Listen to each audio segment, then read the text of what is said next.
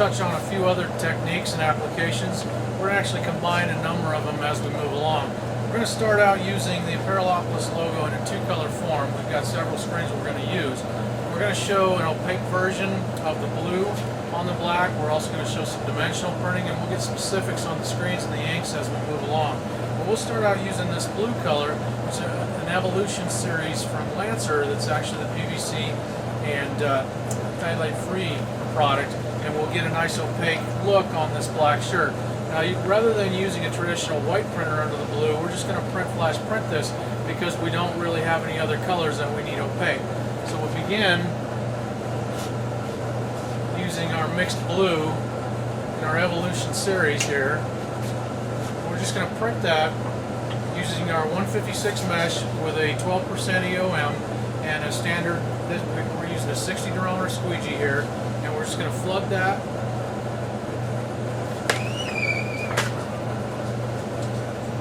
Fill the stencil and then slice that off on the surface.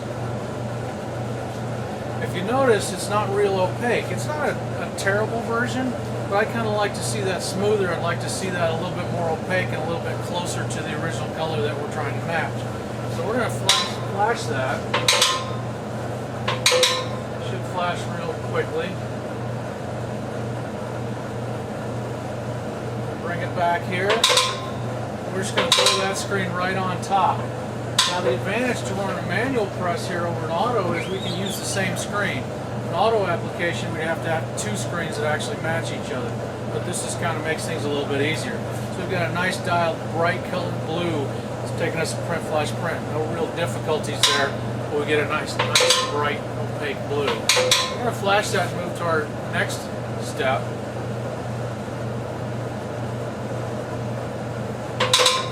For the type, we're going to use a dimensional screen, we call it. That's over there. This is where we get into the specialty applications. You'll notice the stencil itself is extremely thick. This is actually a 400 micron stencil. We've got a couple of specialty applications here. We've got a mesh that's an 83 thread per inch with a 70 micron thread. We're going to talk about some of those things in the classroom section that we'll talk about in a little bit. But ultimately, we've opened up our mesh and our open area and added a major stencil thickness so we can really get some dimension out of our ink. We're going to start with the super high density clear, also from Excalibur and Lancer, and we're going to lay this on right next to everything and actually right over the top to get a domed appearance as it heats up. So let's take a look at that.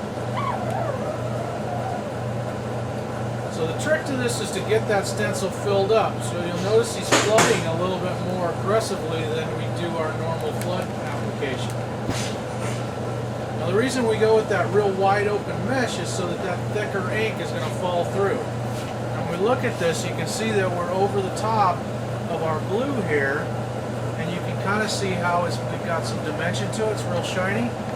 It's a little cloudy here, and as we heat it up, it's going to completely clear out and give us a domed effect.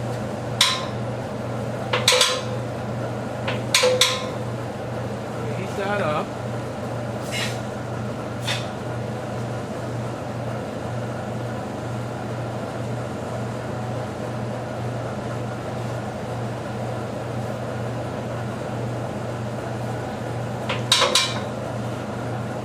Now you can see that it's nearly completely clear.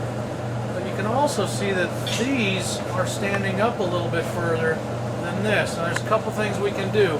We're going to go ahead and hit this again, print, flash, print, and that'll help fill in some of the pits. But then we're going to show you a little bit of a trick that'll actually smooth the whole thing out.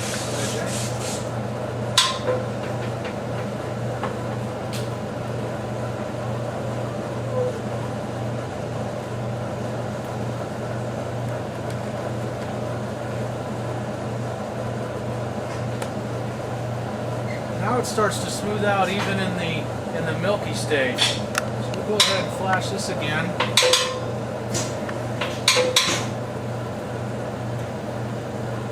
We're kind of swinging it back and forth just a little bit to kind of keep it from getting real hot. Because by the time our ink gets hot enough to clear out, we don't want to risk burning our shirt. So we just kind of keep it moving a little bit here.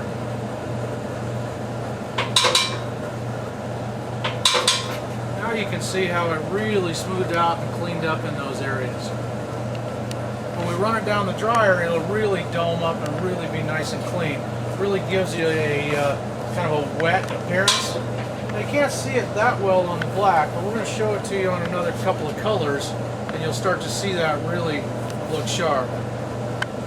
Let's set this aside. Let's go ahead and set that. Let's put it on a brown. Okay.